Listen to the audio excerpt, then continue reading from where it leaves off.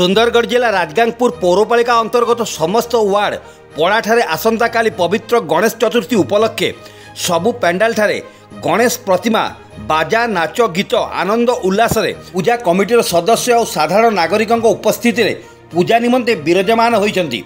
राजगांगपुर सहरर गणेश पूजा Mumbai style रे पालन करा जायथाय।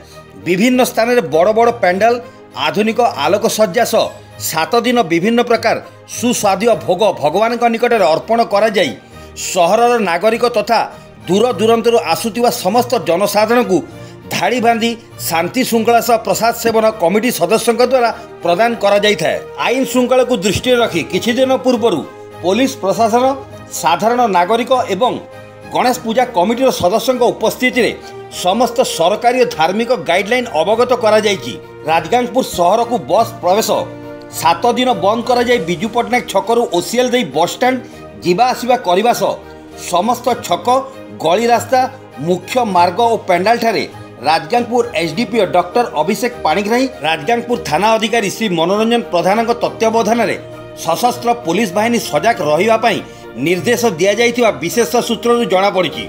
असामाजिक लोक एवं मधुआंक उपरे कड़ा नजर रखिया विभिन्न सामाजिक संगठन सचेतन नागरिकों पक्षरु पुलिस प्रशासन निकट में निवेदन करा जाइछि। सुंदरगढ़ जिला राजगांगपुर देवव्रत मित्र रिपोर्ट, क्रांति ओडिशा।